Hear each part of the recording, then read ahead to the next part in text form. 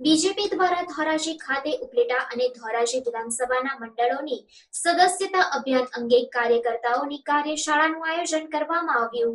ભારતના વડાપ્રધાન નરેન્દ્ર મોદી દ્વારા સમગ્ર ભારતમાં સદસ્યતા અભિયાન શરૂ કરવામાં આવ્યું છે, જેના ભાગરૂપે ધોરાજી અને ઉપલેટા વિધાનસભાના 5 મંડળોની કાર્યશાળા ધોરાજી ખાતે યોજાઈ હતી, જેમાં ભાજપના કાર્યકર્તાઓને ડિજિટલ માધ્યમથી કઈ રીતે સદસ્યતા અભિયાનમાં લોકોને જોડી શકાય તે અંગે રાજકોટના મનોજ રાઠોડ અને હસમુખ સુજીત્રાએ માર્ગદર્શન આપ્યું હતું। આ કાર્યશાળામાં ધોરાજી ઉપલેટાના ધારાસભ્ય મહેન્દ્ર પાડલિયા સહિત અનેક ભાજપના આગેવાનો જોડાયા હતા।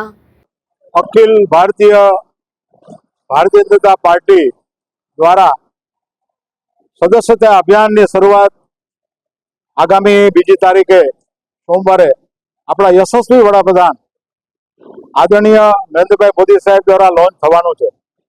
એના સંદર્ભમાં પ્રદેશ ભારતીય જનતા પાર્ટીના માર્ગદર્શન હેઠળ અને રાજકોટ જિલ્લા ભારતીય જનતા પાર્ટીના માર્ગદર્શન હેઠળ આજે અહીંયા ધોરાજીમાં કાર્યશાળાની શરૂઆત થઈ।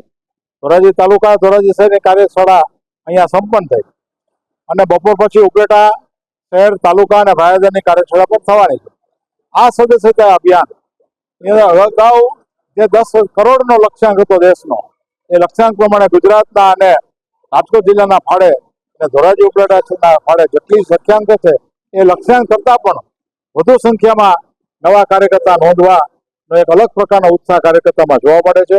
એના આ દ્રષ્ટિથી આજે આ ભારત કાર્યશાળાની અંદર જિલ્લા ભારતીય જનતા પાર્ટીમાંથી મનોજભાઈ રાઠોડ અને હર્ષુભાઈ સોજીત્રા માર્ગદર્શન આપવા માટે ઉપસ્થિત રહેલા અને અભૂતપૂર્વ પ્રતિસાદ કાર્યકર્તામાં જોવા મળ્યો છે।